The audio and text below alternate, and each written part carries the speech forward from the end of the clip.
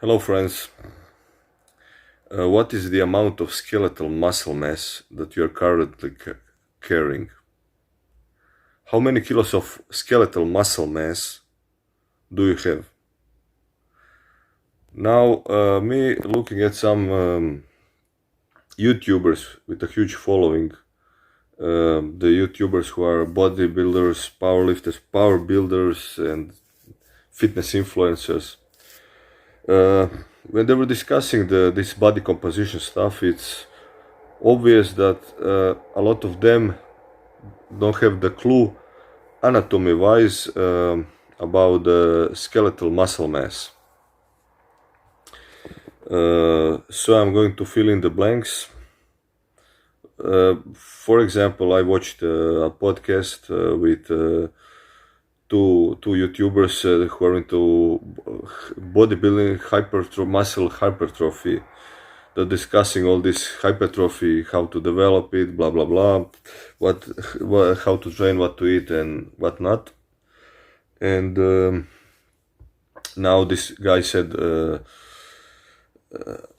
mind you, all the both of these guys have like huge following, over 100,000 subscribers and stuff, and their stuff is really good. That's why I'm following these people. A lot of good information, but there are some like holes in and it's amazing that they didn't bother to look into some basic anatomy, human anatomy. So they don't have a clue about the amount of skeletal muscle mass.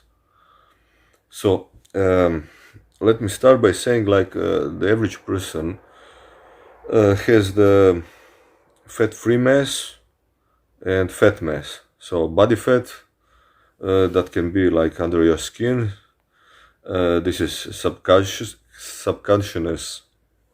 body fat, and then you have like this visceral body fat that's around the organs, and also there's intermuscular body fat and stuff like this. So basically you have some percent of body fat, some amount of body fat, and you have fat-free mass. Fat-free mass, your body without body fat, is composed of two components. The skeletal muscle mass, which is the biggest organ, the biggest component of your fat-free mass. And you have the other stuff. That's organs, skin, bones, ligaments, tendons,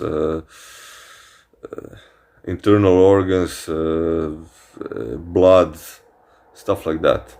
So, when you build your body athletically, you're building muscle mass, but you are not building just muscle mass. You're also building this other stuff, your fat-free mass. For each kilo of skeletal muscle mass, you're building more than 1 kilo, usually more than 1 kilo of organs. Blood, glycogen, your liver is bigger, your kidneys are bigger, your bones have more density, they're heavier, your tendons and ligaments, connective tissue get like thicker, all that weighs more.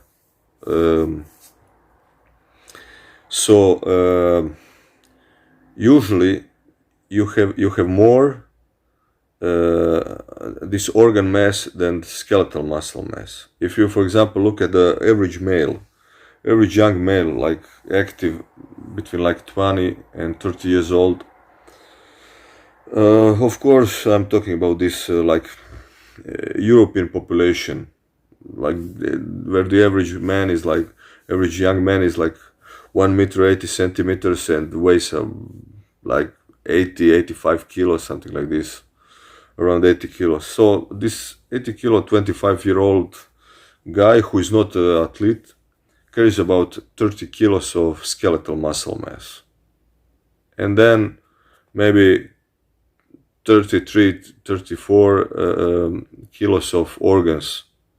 So basically, like this organ mass, the amount of fat-free mass that is not skeletal muscle mass is like 55%, and 45% is skeletal muscle mass. So you can say that skeletal muscle mass of untrained male is like 42-43% of your body mass. In the trained athletes, like about 47-48%, 49% of fat-free mass is muscle mass.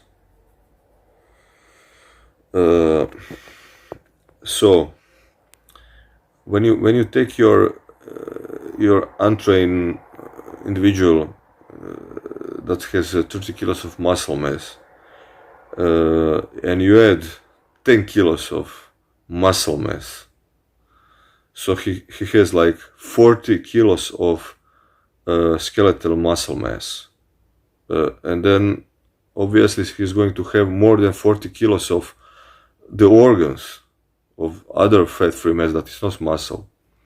So you have like fat-free mass 82 kilos. Now if he's like 80% body fat, which is fairly low for that amount of fat-free mass, so it's like somebody who is very strong, very big, you know, close to his genetic potential, that's 100 kilo male. So it's you build up somebody who is like 80 kilos, and now he has 20 kilos of from 80 kilo to 100 kilo of body weight at 80% body fat.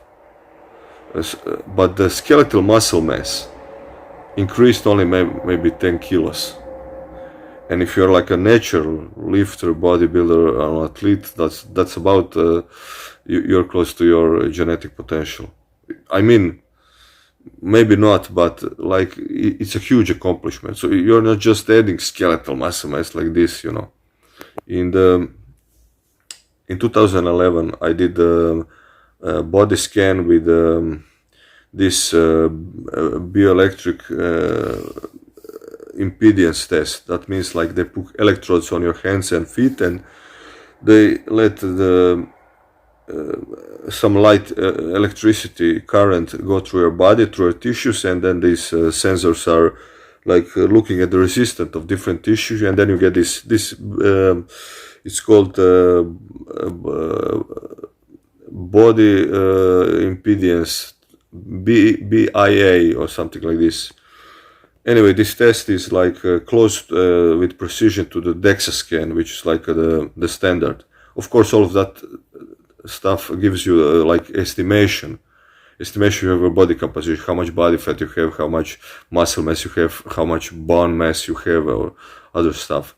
Anyway, like at that time I was 91 kilo, 15 and something percent body fat, about 14% of body fat, 14 kilos of body fat at 91 kilo.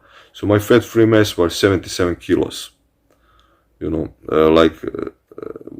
that's all of the body weight of some guy on the street. That was my fat-free mass, and out of that, about 40 kilos were the organs, and 37.5 or something, 37 kilos of my body was skeletal muscle mass. 37 kilos, only that.